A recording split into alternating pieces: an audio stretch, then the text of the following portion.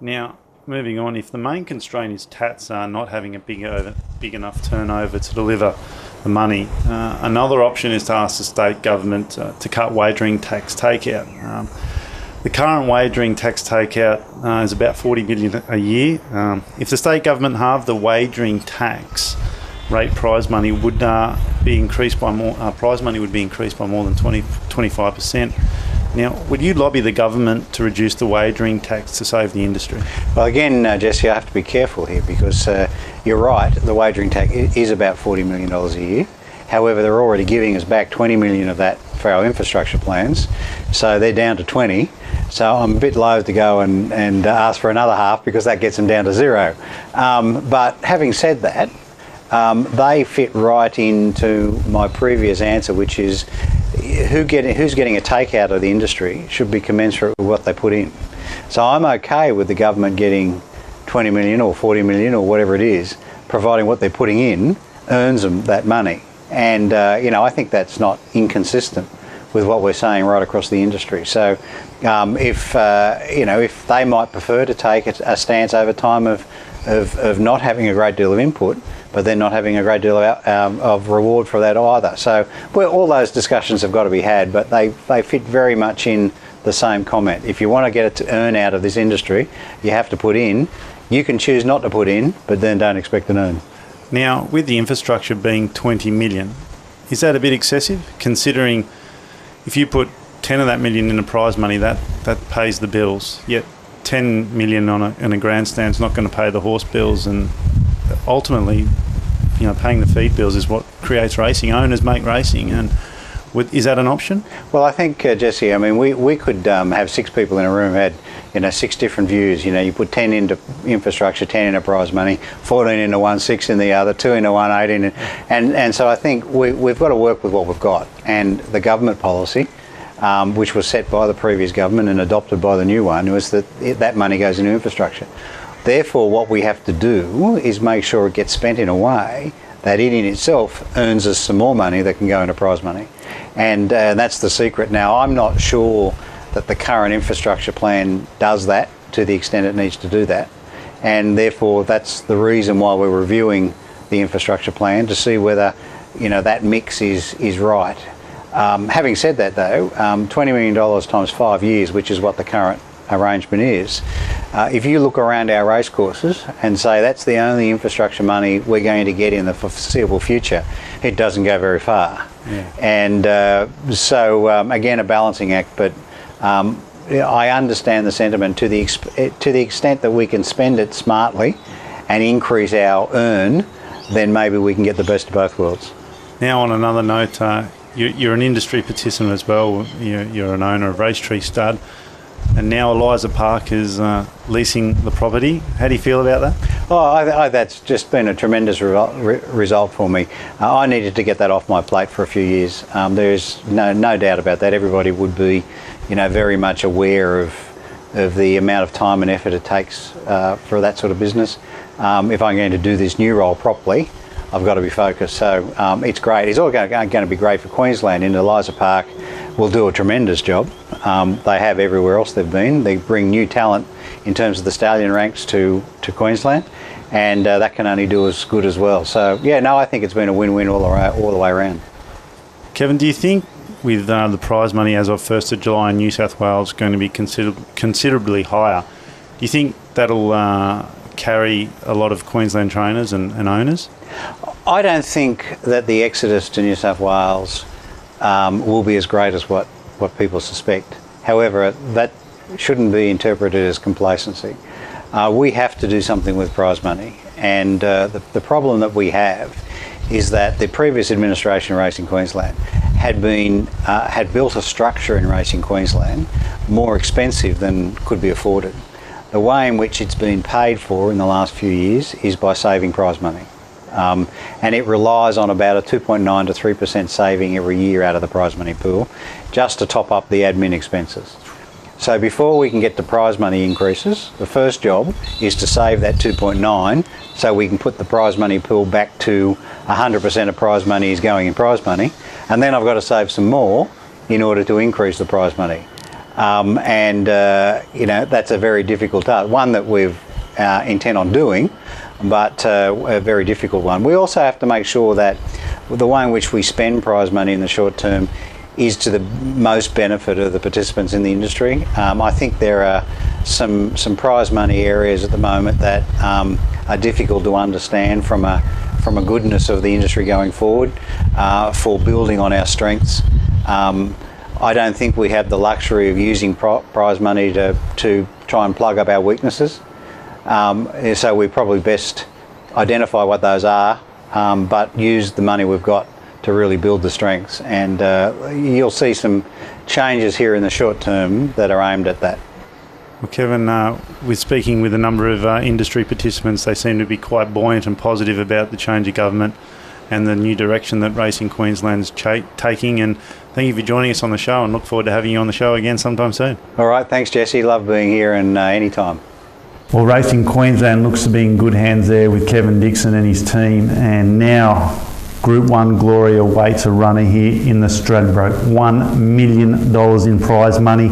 Let's get into it and review the field. Larry, let's take a look at the field with Ben. And number one, Buffering. Larry, you've ridden this horse a number of times. You've won on him 5 times, his first 5 starts. He's drawn 18 at $8. How do you rate him? Oh, look, Buffering, he's so tough. You know, he's one of the toughest horses going around. But remember, he's never won at 1400. He's got 58 kilos and he's coming from a wide gate. He's not going to get across easy. He's going to have to do a bit of work, but you can't leave him out. He's so tough. My query is the 1400. If it's a wet track, it's going to be a mile. It's going to be very hard to run. Ben, number 2, Temple of Boom, $17. Very encouraging run in the 10,000 punters. Nash won't move a muscle. He'll just jump him out, be comfortable. There's going to be a bit of speed coming across from gate 5. He must be included in all trifectas, exactas, multiples. He's going to be there. Never won over 1400, but yet barrier 5. Larry, number 3, Happy Zero, barrier 10, John Hawkes. Yeah, well, the Hawkes stable certainly know how to train a Stradbroke winner. They must think this horse is going all right. He hasn't raced since the Sydney Carnival, and he's going into it quite fresh. So obviously they think he's going well, and he could be a smoky. Well, he's a smoky, all right. Ben, 4, Pinwheel, barrier 10, $17. Straight after the 10,000, I saw the $19 on offer and I snapped it up. I thought that was just fantastic. Gate 16 concerns me. I thought that Snowden said blinkers were going to go on. I haven't seen it in the form guide, so punters, just be aware if he turns up with blinkers, he might be a bit sharper. Where do they ride him? Do they go right back? Do they go forward and risk being 3 and 4 wide? I really don't know. I really like Pinwheel, but the barrier concerns me now. 5, thank God you're here, $26. Barrier 1, Politician Pat. Larry, you've ridden a few winners for Pat in his time. How do you rate this one? I have actually. I rode this horse in his very first barrier trial, but never got to ride him in a race because I moved to Brisbane. Look, with Ollie aboard, you know, he's going to give him a great run. He's going to give him a great ride, and you know, he could be a knockout horse in a long shot, but I think he's got it all before him. D. Oliver replacing RM Quinn. 6, Ben, Sea Siren, 420 favourite. There was never any doubt that Biggs and O'Shea weren't going to run Sea Siren. The 55 kilos for a 3-year-old filly is a slight concern for mine. Gate 6, the pumper, forever full of confidence. She is going to be there. She must be included. Jimmy hasn't given you any inside word on how she's going? No, he hasn't, but look, she's got to be hard to beat. Yeah, most definitely. Brother Jimmy aboard. Maybe it could be a Cassidy Cornella. It could He's be 95th Group 1 winner too, possibly. One of the best riders around. 43rd. What is that? What number? It could be my 43rd. Beal and Ready, 10 starts over 1400, can't win. Tiger Tees, $7. Barrier 11. Larry? Oh look, Tiger T's, he's going to race on the speed. He's in good form.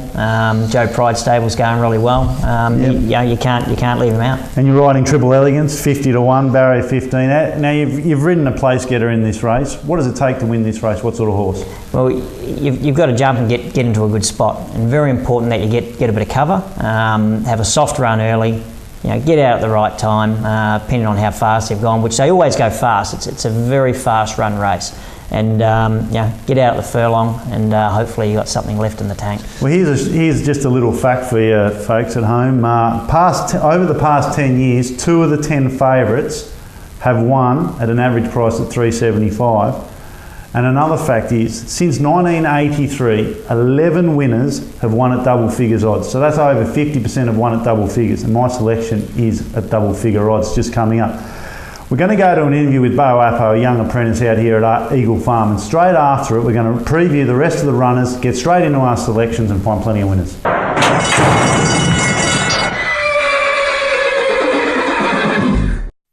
I'm here at the races with one of the strappers here of one of the horses in today's race, Bo, and welcome to the show, Bo. Thank you. Now tell me, what's involved in the day-to-day life of a strapper? Oh, well, first of all, you got to get your horse ready. Well, it's just mainly getting your horse ready for the races, but you bring your horse to the races and you've got to try and get all your stuff ready and, you know, like, wash your horse, make your horse look good enough for the races, but yeah, mainly just get it ready for the race. And tell me, what's your involvement in the industry? I'm an apprentice jockey. Yeah, I've been indentured to Michael Lakey for a year now. And yeah, just apprentice jockey. How do you find being an apprentice jockey? Yeah, it's good. It's a lot harder than I thought, but you know, hopefully down the run and it should pay off a lot. But yes, if I stick to it, I should go all right.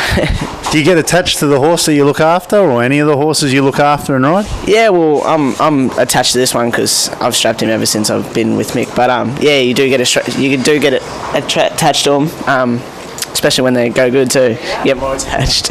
And who's this horse here that you're looking after today? This is Telesto Warrior. He's a 7-year-old gelding. His owners are named Paddy and Dave. His stable name's Dave, actually. But yeah, no, he's a cool horse. What's so cool about him?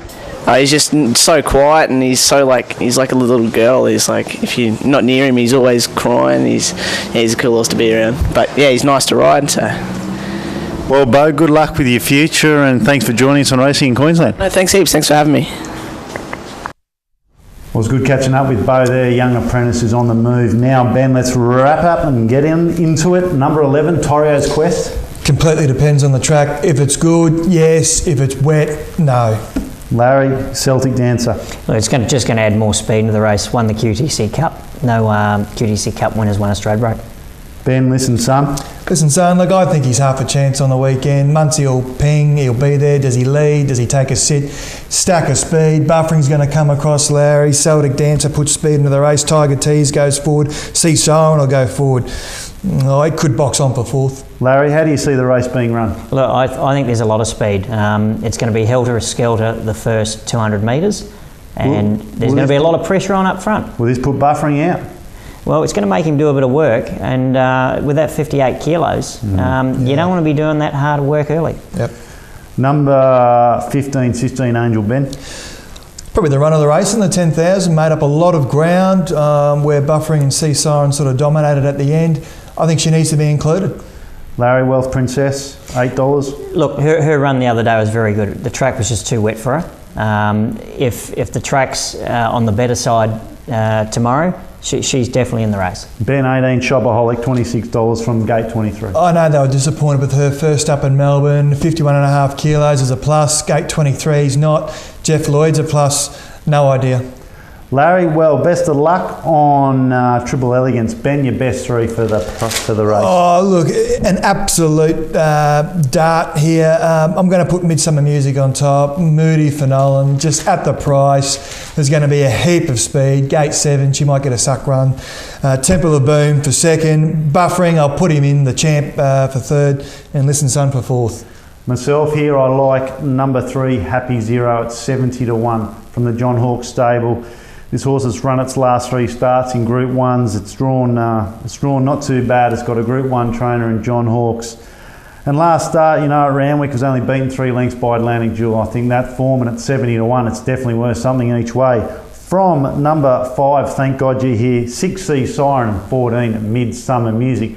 Now remember, you can like us on Facebook at the website at www.racinginqueensland.com. As well, you can follow us on Twitter at Horse Racing in Queensland. Well, I'd like to thank you to the panel. Larry, thanks for joining us. Thanks, Jess. And Ben, it's great having you on board. Thanks, mate. Hopefully you find another 100-1 winner, and I can find another 70-1 winner, and I think I have with Happy Zero. Well, that brings us to an end of another episode of Racing in Queensland. Join us next week, same place, same time, and bye for now.